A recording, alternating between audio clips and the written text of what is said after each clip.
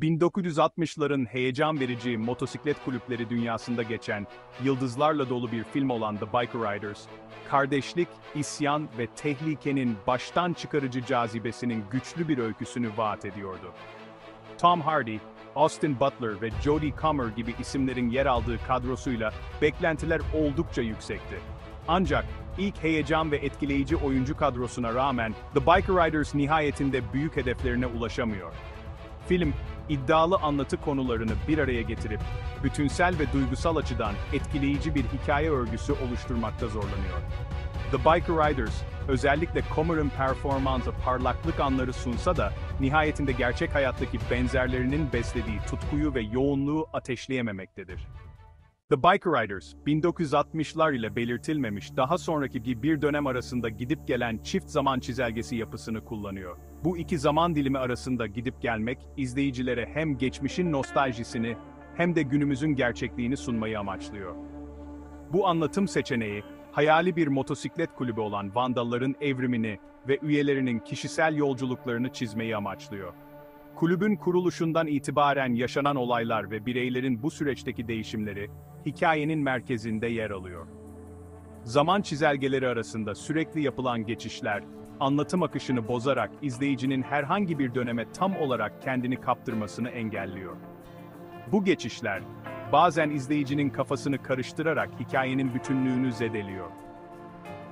Film, geçmiş olaylar ile bunların günümüz üzerindeki etkisi arasında net bir bağlantı kurmakta başarısız oluyor ve izleyicileri cevapsız sorularla baş başa bırakıyor.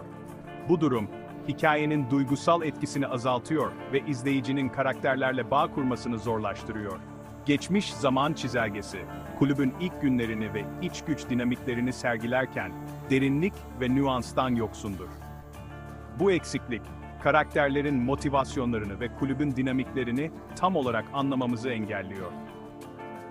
Günümüz zaman çizelgesi ise daha iyi bir performans göstermiyor ve bize gençlik yıllarında tanıdığımız karakterlerin hayatlarına sadece parçalanmış bir bakış sunuyor. Bu parçalanmış yapı, karakterlerin gelişimini ve yaşadıkları zorlukları tam olarak kavramamızı zorlaştırıyor. Kulübün kökenlerine veya günümüzdeki mücadelelerine odaklanan, daha doğrusal bir yaklaşım, hikayeye ve karakterlere daha etkili bir şekilde hizmet ederdi. Bu sayede izleyiciler karakterlerin iç dünyalarını ve yaşadıkları dönüşümleri daha derinlemesine anlayabilirlerdi. Tanınabilir yüzlerle dolu bir filmde, motosiklet dünyasının tehlikeli arazisinde yol alan bir kadın olan Cathy rolüyle perdeye gerçekten hükmeden isim Jodie Comer. Dönüştürücü rolleriyle tanınan Comer, Cathy'ye kırılganlık ve çelik gibi bir kararlılığın büyüleyici bir karışımını enjekte ediyor. Anlatı ona tatmin edici bir gelişim sağlamakta zorlansa da, filmin en etkileyici karakteri haline geliyor. Cathy, izleyiciyi temsil eden, Vandalların sarhoş edici dünyasına çekilen bir yabancı olarak hizmet ediyor. Comer, Cathy'nin kulübün asi ruhuna olan ilk hayranlığını ve kardeşliklerinin karanlık tarafına tanık oldukça yaşadığı kademeli hayal kırıklığını ustaca canlandırıyor. Comer'ın inkar edilemez yeteneği bu eksikliklere rağmen parlıyor ve yer aldığı her sahneyi yükseltiyor.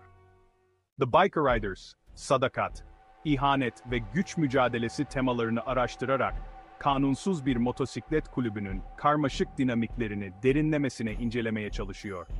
Ancak film, nihayetinde uygulamada tökezliyor ve bu alt kültürün yüzeysel ve gelişmemiş bir tasvirini sunuyor.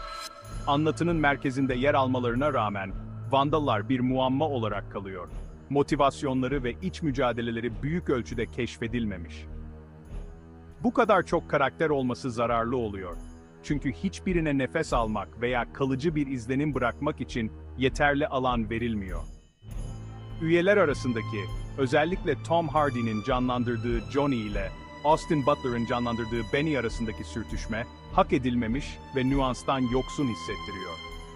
Kardeşliklerinin karmaşıklıklarını ele almak yerine, The Biker Riders klişe kalıplara ve yüzeysel çatışmalara güveniyor. Sonuç olarak, bu karakterleri yönlendiren karmaşık ilişkileri ve motivasyonları keşfetmek için kaçırılmış bir fırsat ortaya çıkıyor. The Biker Riders, maskülenlik ve şiddet gibi ağır temalarla boğuşmaya çalışarak, bu güçlerin nasıl kesiştiğini ve karakterlerinin hayatlarını nasıl şekillendirdiğini araştırıyor. Film, güç ve saldırganlığın para birimi olduğu ve kırılganlığın genellikle zayıflık olarak görüldüğü bir dünya sunuyor. Bu dünya, karakterlerin içsel çatışmalarını ve dışsal mücadelelerini gözler önüne seriyor. Filmde güç ve saldırganlık, karakterlerin hayatlarını şekillendiren ana unsurlar olarak öne çıkıyor. Kırılganlık ise, bu sert dünyada genellikle zayıflık olarak algılanıyor. Ancak bu temaları ele alışı nüanstan yoksun ve genellikle bilindik kalıplara düşüyor. Film, maskülenlik ve şiddet arasındaki karmaşık ilişkiyi derinlemesine incelemek yerine yüzeysel temsillere başvuruyor. Filmin maskülenliği tasviri, özellikle duygusuzluk, saldırganlık ve duygusal baskıya ilişkin klişe tasvirlere dayanması nedeniyle sorunlu. Bu klişeler, karakterlerin derinlikli ve çok boyutlu olmasını engelliyor. Bir motosiklet çetesi etrafında dönen bir filmden beklendiği gibi şiddet, sürekli var olan bir unsur. Şiddet, karakterlerin hayatlarının ayrılmaz bir parçası olarak sunuluyor. Ancak The Bike Riders, tasvirinde doğru dengeyi bulmakta zorlanıyor. Şiddetin gerekliliği ve estetik kullanımı arasında bir denge kurmakta başarısız oluyor. Şiddet zaman zaman, gerekli bir olay örgüsü unsurundan ziyade, üslupsal bir tercih olarak hizmet eden, gereksiz ve istismar edici geliyor. Bu da filmin anlatımını zayıflatıyor. Film, bu karmaşık konularla daha derin bir düzeyde etkileşim kurma fırsatını kaçırıyor ve bunun yerine yüzeysel temsillere başvuruyor. Bu da izleyicinin, karakterlerin ve temaların derinliğini tam olarak kavrayamamasına neden oluyor. The Biker Riders yetenekli bir oyuncu kadrosuna sahip, ancak onların ortak çabaları bile filmi anlatı eksikliklerinden kurtarmaya yetmiyor. Bireysel performanslar anlık olarak parlasa da, genel etki gelişmemiş karakterler ve uyumsuz bir yönetmenlik tarafından gölgede bırakılıyor. Vandalların gizemli lideri Johnny rolündeki Tom Hardy, karakteristik olarak yoğun bir performans sergiliyor. Ancak tasviri, maskülenlik ve güç temalarını araştıran önceki rollerini çok fazla andırıyor. Sıralarda yükselen hırslı yeni gelen Benny rolündeki Austin Butler, kalıcı bir izlenim bırakmakta zorlanıyor. Yetenekli oyuncuları içermesine rağmen, yardımcı oyuncu kadrosu da aynı şekilde yetersiz kalmış. Karakterler çok az mantık veya sebeple ortaya çıkıp kayboluyor ve varlıkları yalnızca zaten kalabalık olan bir anlatıyı daha da kalabalıklaştırmaya hizmet ediyor.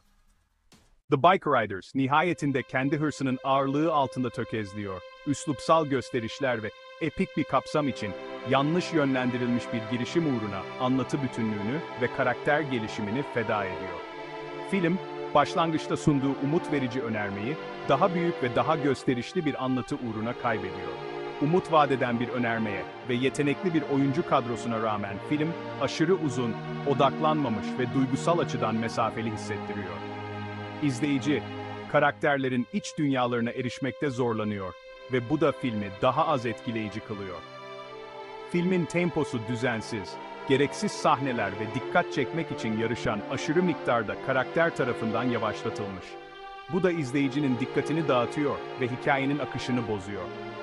Çift zaman çizelgesi yapısı, anlatıya derinlik katmak yerine, yalnızca kafa karışıklığı yaratmaya ve hikayenin akışını bozmaya hizmet ediyor. Bu yapı, izleyicinin hikayeye tam anlamıyla bağlanmasını engelliyor. İzleyicide, The Biker Riders'ın ilgi çekici ve duygusal açıdan etkileyici bir hikaye anlatmaktan ziyade, görsel olarak çarpıcı bir deneyim yaratmakla daha çok ilgilendiği hissi kalıyor. Görsel açıdan etkileyici olsa da duygusal derinlikten yoksun bir film olarak kalıyor. Sonuç olarak, potansiyel ışığı göründüğü halde, nihayetinde anlamlı bir fikir veya bakış açısı sunamayan yüzeysel bir film ortaya çıkıyor. Film, derinlemesine bir karakter analizi veya anlamlı bir mesaj sunmak yerine yüzeyde kalıyor. Film, kapsamını daraltarak ve duygusal özünü derinleştirerek daha etkili ve akılda kalıcı bir sinematik deneyim sunabilirdi. Bu şekilde, izleyicinin kalbine dokunan ve uzun süre hatırlanacak bir yapım olabilirdi.